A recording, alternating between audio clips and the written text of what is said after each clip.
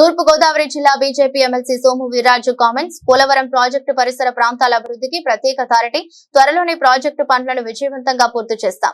గత ప్రభుత్వం నిర్లక్ష్యం కారణంగా పనులు ఆలస్యం అవుతున్నాయి. బీజేపీ రాష్ట్ర అధ్యక్షుడు మాధవ్ కామెంట్స్. పోలవరం ప్రాజెక్టు భారతీయ జనతా పార్టీకి ఆత్మబంధువు.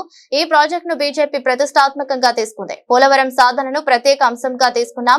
ముఖ్యమంత్రి చంద్రబాబు పోలవరం ప్రాజెక్టును ప్రతిష్టాత్మకంగా తీసుకున్నారు. ముఖ్యమంత్రి చంద్రబాబుకు రాయలసీమ తరపున ప్రత్యేక ధన్యవాదాలు తెలియజేస్తున్నారు. కేంద్రం ఇస్తున్న నిధులను రాష్ట్రం చిత్తశుద్ధితో ఖర్చు చేస్తుందన్నారు.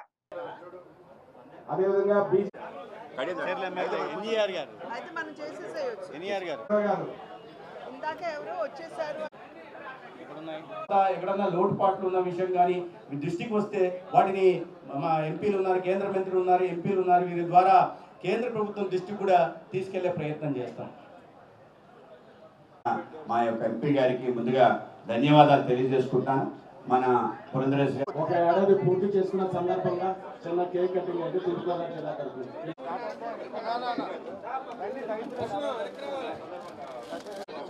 భారతీయ జనతా పార్టీ రథసారథిగా 1 సంవత్సరం పూర్తి చేసుకొని రాష్ట్రంలో భారతీయ జనతా పార్టీని ప్రజల దగ్గరికి సర్వేగి పార్టీలో ఉన్నటువంటి కార్యకర్తలందరూ కూడా చాలా ఉత్సాహంగా మాధవ్ గారి యొక్క నాయకత్వంలో పనిచేస్తూ ఉన్నారు.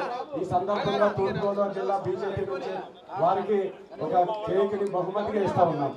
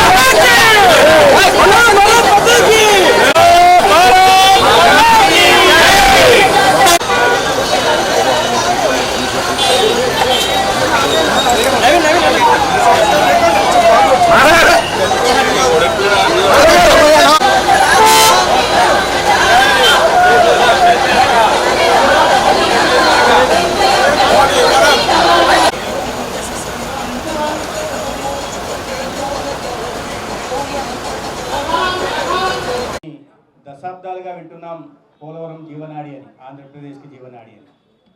1941లో శ్రీపాద సాగర్ పేరుతో శ్రీకారం చుట్టబడితే స్వాతంత్రం వచ్చిన తర్వాత కేంద్రంలో రాష్ట్రంలో దాదాపు 6 దశాబ్దాల పాటు కాంగ్రెస్ అధికారం చలాయించినా కూడా అటువంటి ముఖ్యమైన జీవనాడిగా భావిస్తున్న పోలవరం పనులు ముందుకు సాగలేదు. మళ్ళీ భూమి పూజలు చేశారు కానీ ఎక్కడ కూడా నిధులు విడుదల చేయలేదు. కానీ రాష్ట్ర విభజన అన్యాయంగా, అనైతికంగా, అశాస్త్రీయంగా జరిగిన సందర్భంలో ఈ రెవెన్యూ సర్ప్లస్గా ఉంటున్న హైదరాబాద్ పట్టణం తెలంగాణకు వెళ్తున్న నేపథ్యంలో ఆనాడు భారతీయ జనతా పార్టీ ప్రధానంగా వెంకయ్యనాయుడు గారు, లాల్ కృష్ణ అద్వానీ గారు, అరుణ్ జైట్లీ గారు, సుష్మా స్వరాజ్ గారు లాంటి నాయకులు లోక్సభలో, రాజ్యసభలో పెద్ద ఎత్తున పోలవరం ఒక జాతీయ ప్రాజెక్టుగా ప్రకటించాలి, పునర్విభజన చట్టంలో చేర్చాలి అని చేసిన ఒత్తిడి మేరకు ఆనాటి కాంగ్రెస్ ప్రభుత్వం దీని విభజన చట్టంలో చేర్చింది. ఏ ఫ్రేమ్వర్క్ ఉండాలి, ఏ గైడ్లైన్స్ ఉండాలని ఆనాడు భారతీయ జనతా పార్టీ నాయకత్వమే మాట్లాడి సెక్షన్ 90లో పోలవరంని జాతీయ ప్రాజెక్టుగా ప్రకటించడం జరిగింది. 2014లో ప్రధాని నరేంద్ర మోడీ గారి అధికారంలోకి వచ్చిన తర్వాత మొట్టమొదటిగా ఈ ప్రాజెక్టు ముందుకు సాగాలి కాబట్టి తెలంగాణ ముప్పు మండలాన్ని మొట్టమొదటి క్యాబినెట్లోనే ముప్పు మండలాన్ని ఆంధ్రప్రదేశ్ చేర్చడం, తర్వాత అదే రోజు రాత్రి గౌరవ రాష్ట్రపతి ద్వారా ఆర్డినెన్స్ విడుదల చేయడం ఈ పోలవరం ముందుకు సాగడానికి పునాదులు వేసింది. దాని తర్వాత ఈ 12 సంవత్సరాల్లో 2014 ముందు 1941 నుంచి 2014 ముందు కేవలం 568 కోట్లు మాత్రమే ఏఐబిపి కింద గతంలో ప్రభుత్వాలు విడుదల చేస్తే 12 సంవత్సరాల్లో కేంద్ర ప్రభుత్వం ఇవాళ 20,700 కోట్లు నరేంద్ర మోడీ గారి నాయకత్వంలో పోలవరానికి మంజూరు చేయడం, దాన్ని బట్టి కేంద్రంలో ఉంటున్న ఎన్డీఏ ప్రభుత్వానికి భారతీయ జనతా పార్టీకి పోలవరాన్ని పూర్తి చేయాలి ప్రాజెక్టుని అనే విషయం పట్ల ఎంత చిత్తశుద్ధి ఉందనే విషయాన్ని మనం అర్థం చేసుకోవాలి. అయితే గతంలో 2014-19 మధ్య గత విభజన చట్టంలో ఇది 90% కేంద్ర ప్రభుత్వం, 10% రాష్ట్రం అంటే 2016లో మళ్ళీ నరేంద్ర మోడీ గారి ప్రభుత్వం దీన్ని 100% కేంద్రమే నిధులు ఇస్తుంది, పూర్తిగా జాతీయ ప్రాజెక్టుగా ప్రకటించి మేమే నిర్మిస్తామని చెప్పడం, తదన అనుగుణంగా రాష్ట్రానికి నిర్మాణ పనులు అప్పచెప్పడం కూడా మనం చూసాం. 2014-19 మధ్య నిధులు నిరంతరాయంగా విడుదల కావడం, ఆనాటి ముఖ్యమంత్రి చంద్రబాబు నాయుడు గారు దాన్ని దాదాపు 70% పోలవరం పనులను పూర్తి చేయడం కూడా జరిగింది. అయితే దురదృష్టవశాత్తు 2019-24 మధ్య వచ్చిన ప్రభుత్వం రీటెండరింగ్ పేరుతో అవినీతికి పాల్పడి దాదాపు 2,600 కోట్లు నష్టం చేసేలాగా చేయడమే కాకుండా పూర్తిగా నిర్లక్ష్యం వహించిన కారణంగా డయాఫ్రమ్ వాల్ కొట్టుకుపోవడం కూడా మనం చూసాం. దానికి కూడా ఇవాళ మన కేంద్రం అదనంగా 1000 కోట్లు ఇచ్చింది. అయితే ఆ సందర్భంలో దాదాపు 8,700 కోట్లు కేంద్ర ప్రభుత్వం ఆనాడు రాష్ట్రానికి మంజూరు చేసినప్పటికీ కూడా ఆ ఏమాత్రం చిత్తశుద్ధి లేని జగన్మోహన్ రెడ్డి గారి ప్రభుత్వం పనులు చేయకపోయా డయాఫ్రమ్ వాల్ కొట్టుకుపోయేలాగా చేశారు. అయితే మళ్ళీ కూటమి ప్రభుత్వం రావడం, ముఖ్యమంత్రిగా చంద్రబాబు నాయుడు గారు వచ్చిన తర్వాత అదే వేగంతో ఇవాళ పనులు చేస్తూ 89% పనులు పూర్తి చేయడం జరిగింది. ఈ రాబోయే రోజుల్లో వాటిని పూర్తి చేసే దిశగా మొత్తం 30,000 కోట్లకి మొదటి దశకి కేంద్రం పూర్తిగా మంజూరు ఇవ్వడానికి 2024లో అదనంగా అంటే మొదటగా 2013-14 దీని ప్రకారం ఏదైతే ఒప్పందం ప్రకారం 20,000 కోట్లు ఇవ్వాల్సి ఉందో 18,000 చిల్లర కోట్లు ఇవ్వాల్సి దానికి అదనంగా 12,000 కోట్లు ఇస్తూ క్యాబినెట్ దాన్ని ఆమోదం తెలపడం, దాన్ని మనం గత ఈ పార్లమెంటు ఈ బడ్జెట్ స్పీచ్లో కూడా సంబంధించిన తర్వాత ప్రెసిడెంట్ గారు కూడా మాట్లాడిన విషయం కూడా మనం చూసాం. దాదాపు 31,000 కోట్లు ఇవాళ పోలవరంకి ఇవ్వడం జరుగుతుంది. గతంలో చిత్తశుద్ధి లేదు. ప్రధానంగా దీన్ని మనం ఇది రాష్ట్రానికి సంబంధించిన ప్రాజెక్టు, ఇది కేవలం ఏదో ఈ కృష్ణా డెల్టా కోసం వచ్చిన ప్రాజెక్ట్ కాదనే విషయాన్ని అర్థం చేసుకోవాలి. లెఫ్ట్ బ్యాంక్ ద్వారా ఇవాళ అనకాపల్లికి తాగునీరు వచ్చే అవకాశం వస్తున్న విషయం కూడా మనకు తెలుసు. ప్రధానంగా రాయలసీమ ప్రాంతానికి లబ్ధి జరుగుతుంది. తీవ్రమైన వర్షాభావంతో ఈ దుర్భిక్ష దీంట్లో ఉంటున్న రాయలసీమలో ఇవాళ కృష్ణా బేసిన్కి దాదాపు 80 టీఎంసీలు పోలవరం ద్వారా డైవర్ట్ అవుతున్న నేపథ్యంలో ఇవాళ శ్రీశైలం నుంచి ఏదైతే ఇప్పటిదాకా కృష్ణా డెల్టాకి నీరు పోతా ఉందో ఆ మేరకు రాయలసీమ ప్రాంతానికి నీరు తరలించుకోవడానికి అవకాశం ఉంది. తెలుగు గంగా ప్రాజెక్టు కానీ, హెచ్ఎన్ఎస్ఎస్ ద్వారా కానీ, లేదా గాలి నగరి సుజల స్రవంతి ద్వారా కానీ, లేకపోతే శ్రీశైలం రైట్ బ్రాంచ్ కెనాల్ ద్వారా ఇవాళ ఈ నీటిని తరలించి ఇక్కడైతే ఏ 80 టీఎంసీ కృష్ణా బేసిన్ గోదావరి నుంచి వస్తుందో ఆ మేరకు 50 నుంచి 80 టీఎంసీ దాకా రాయలసీమ ప్రాంతానికి కూడా తీసుకెళ్లే అవకాశం ఉంది. కాబట్టి ఇక రాయలసీమ కరువు ప్రాంతం కాకుండా ఒక సస్యశ్యామల ప్రాంతంగా కూడా ఈ మారబోతున్న విషయాన్ని దీనికి ప్రధానంగా ప్రధానమంత్రి నరేంద్ర మోడీ గారికి, అదేవిధంగా రాష్ట్ర ముఖ్యమంత్రి చంద్రబాబు నాయుడు గారి, ఉప ముఖ్యమంత్రి పవన్ కళ్యాణ్ గారికి కూడా రాయలసీమ ప్రాంత వాసుల వైపు నుంచి నేను ప్రత్యేకంగా ధన్యవాదాలు తెలియజేసుకుంటున్నా. 88 దశాబ్దాల కళ వచ్చే సంవత్సరం నెరవేరబోతోంది. రాయలసీమ ఇవాళ ఆ కరువు కాటకాల నుంచి, దుర్భిక్ష వాతావరణం నుంచి ఒక సస్యశ్యామల వాతావరణంగా ఒక ప్రాంతంగా మారి ఇవాళ ఏ రకంగా అయితే ఆంధ్రప్రదేశ్ ఫార్మసీ ఆఫ్ వరల్డ్ అయిపోయిందో అదేవిధంగా హార్టికల్చర్ ఆఫ్ ది వరల్డ్గా రాయలసీమ రూపాంతరం చెందుతున్న నేపథ్యాన్ని కూడా ప్రజల్లోకి విస్తృతంగా తీసుకెళ్లాలనే ఉద్దేశంతో ఇవాళ చిత్తశుద్ధితో కేంద్ర ప్రభుత్వం కానీ ఇస్తున్న నిధులు, మంజూరు చేస్తున్న నిధులు, అదేవిధంగా మరింత అంకిత భావంతో పనులను పూర్తి చేస్తున్న ఎన్డీఏ ప్రభుత్వం రాష్ట్రంలో చంద్రబాబు నాయుడు గారు చేస్తున్న విషయాన్ని ప్రజల్లో విస్తృతంగా తీసుకెళ్లాలనే ఉద్దేశంతో ఇవాళ పోలవరం సందర్శన చేయడం జరిగింది. అదే అనేది భారతీయ జనతా పార్టీకి ఒక ఎమోషనల్ బాండింగ్.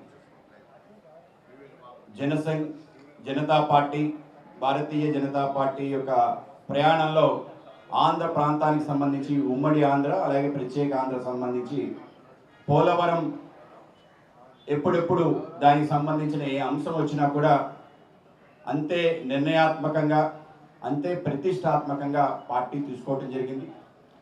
గతంలో గోదావరి జలాల యొక్క సాధన సమితిని ఏర్పాటు చేయడం జరిగింది. దానికోసం పాదయాత్ర చేయడం జరిగింది. ముఖ్యంగా మా నాన్నగారు కూడా 1967లోనే పోలవరానికి పాదయాత్ర చేయడం జరిగింది. ఆ రోజు జనతా పార్టీ ఆధ్వర్యంలో కూడా 78లో కూడా దానికి పాదయాత్ర చేయడం. తర్వాత భారతీయ జనతా పార్టీ ఏర్పడిన తర్వాత పార్టీ కూడా ప్రతి మేనిఫెస్టోలో పోలవర సాధనే ఒక ప్రత్యేక అంశంగా తీసుకొని ముందుకు వెళ్ళడం జరిగింది. అలాగే పోలవరం గోదావరి కృష్ణా జలాలకు సంబంధించిన సాధన ఉద్యమాన్ని రాష్ట్ర వ్యాప్తంగా ఉమ్మడి ఆంధ్రప్రదేశ్ సంబంధించి అన్ని ప్రాజెక్ట్స్ సందర్శించిన ఏకైక పార్టీ రాష్ట్రంలో ఏదైనా ఉందంటే భారతీయ జనతా పార్టీ. ఆ విధంగా ప్రతి నాయకుడు కూడా ప్రాజెక్టుకి సందర్శన నిమిత్తం పాదయాత్రలు చేసిన ఒక ఘనత ఉంది. సుమారు 1996, 97 ఆ ప్రాంతంలో ఆ విధంగా పోలవరం ఎట్టి పరిస్థితుల్లో దాన్ని సాధ్యమే ముందుకు తీసుకెళ్లే ప్రయత్నం చేయడం జరిగింది.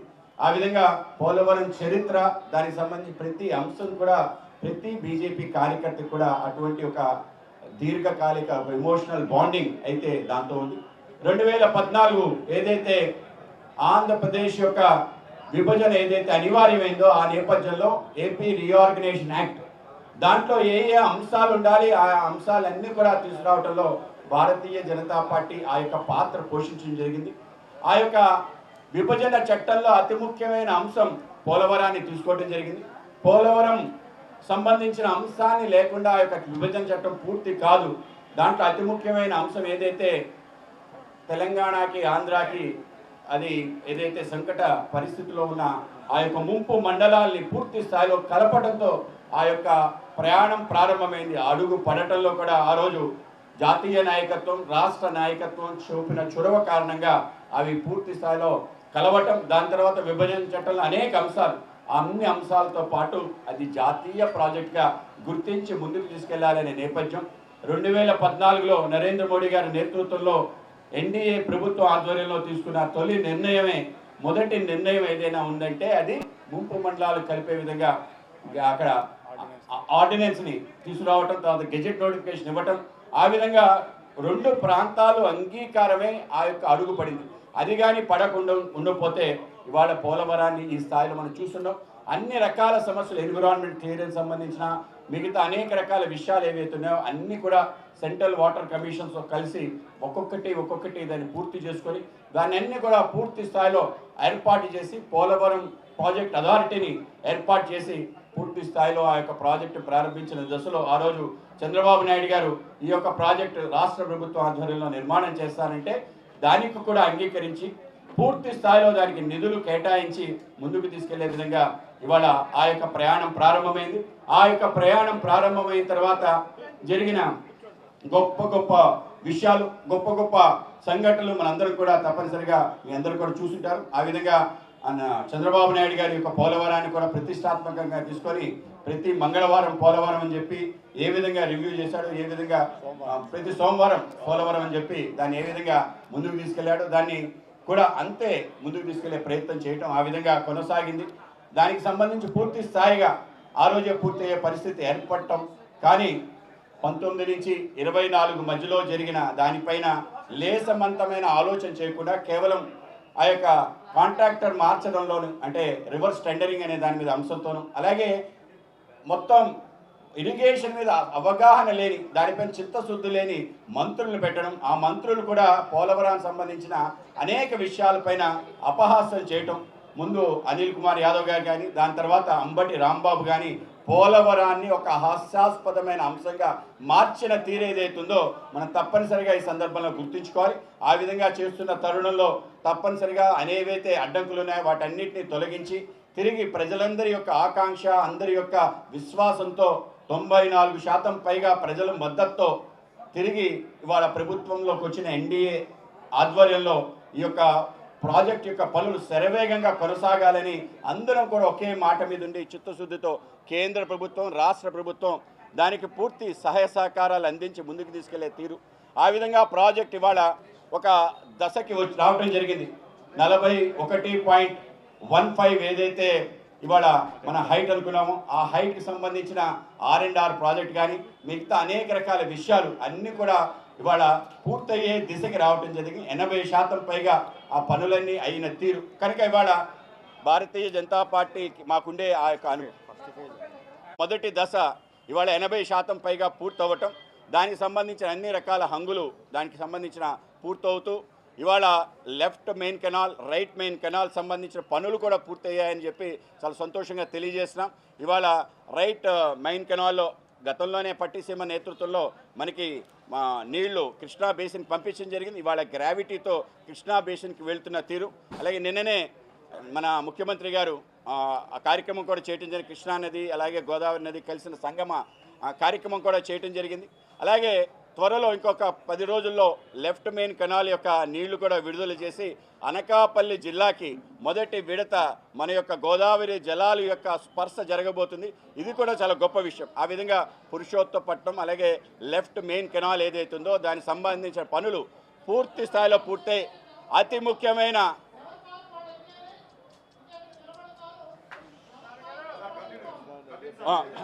ముఖ్యమైన ఉత్తరాంధ్ర సుజల స్రవంతి సంబంధించిన ప్రాజెక్ట్ యొక్క మొదటి ఫేజ్ ప్రారంభం కాబోతుంది. పోలవరం అంటే బహుళార్థ సాధక project, irrigation, drinking water, navigation అలాగే పవర్ హౌస్ సంబంధించి అనేక అంశాలు ముడిపడి ఉన్నాయి.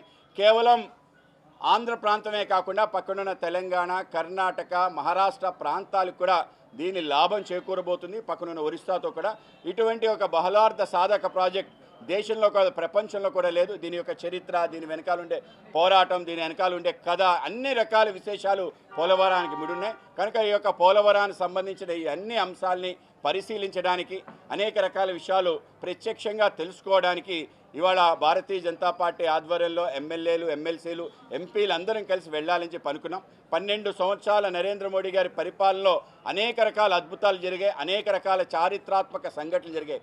అన్నిటికీ కూడా ఆంధ్ర ప్రాంతానికి సంబంధించి అత్యంత ప్రత్యేకత కలిగి ఆ యొక్క స్థానాన్ని తీసుకొచ్చి ఇవాళ దేశం యావత్తు కూడా పోలవరానికి సంబంధించిన పనులు ఏ విధంగా జరుగుతున్నాయనే విషయాలు శ్రద్ధగా చూస్తున్నారు. అలాగే రాష్ట్రం కూడా త్వరలో పూర్తి స్థాయిలో సస్యశ్యామలం కాబోతూ 14 లక్షల ఎకరాలు సస్యశ్యామలం అవే దిశగా జరుగుతున్న ప్రాజెక్ట్ యొక్క పనులు, దానికి సంబంధించి అనేక రకాల విశేషాలు తెలుసుకోవడానికి ఈ యొక్క డెలిగేషన్ వెళ్ళటం జరుగుతుంది. దీంట్లో మా యొక్క కేంద్ర మంత్రివర్యులు శ్రీనివాస్ వర్మ గారు, అలాగే మా యొక్క రాష్ట్ర మంత్రివర్యులు శ్రీ సత్యకుమార్ గారు, అలాగే మా యొక్క పురంధరేశ్వర గారు రాష్ట్ర అధ్యక్షుడిగా మాజీ మంత్రివర్యులు శ్రీమతి పురంధరేశ్వర గారు, అలాగే మా యొక్క ఎమ్మెల్సీ శ్రీ సోమ్ వీర్రాజు గారు, అలాగే మా యొక్క ఎమ్మెల్యేలు నెల్లమిల్లి రామకృష్ణారెడ్డి గారు, పార్థసారథి గారు, అలాగే ఎన్ఈఆర్ గారు, అలాగే మిగతా అందరం కలిసి ఈ యొక్క ప్రాజెక్టును సందర్శించి అనేక రకాల విషయాలు తెలుసుకోవడంతో, అలాగే రాబో కాలంలో దాన్ని కేవలం ఒక ప్రాజెక్ట్ అనే కాకుండా ఆ ప్రాజెక్టుతో పాటు పర్యాటకానికి సంబంధించిన అంశాలు ఏవైతే ఉన్నాయో వాటన్నిటిని కూడా పూర్తి స్థాయిలో పూర్తి చేసి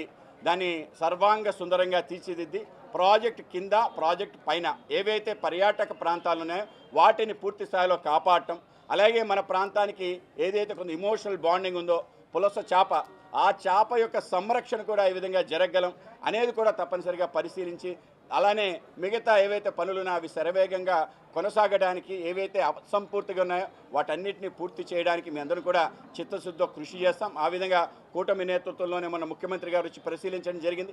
ఇవాళ పార్టీ ఆధ్వర్యంలో 12 సంవత్సరాల మా యొక్క నరేంద్ర మోడీ గారి పరిపాలన సందర్భంలో రాష్ట్రంలో చేసిన ఏ అంశాలు ఉన్నాయో ఆ అంశాలన్నీ కూడా ప్రజలకి కళ్ళకు కట్టినట్టు చూపించాలనే ఆలోచనతోనే ఈ యొక్క యాత్రని మేము కొనసాగిస్తున్నాం. ఆ విధంగా వెళ్ళి సందర్శించిన తర్వాత మీ అందరితో మరొకసారి మాట్లాడటానని మీ అందరికీ తెలియజేస్తూ అందరికీ నమస్కారం.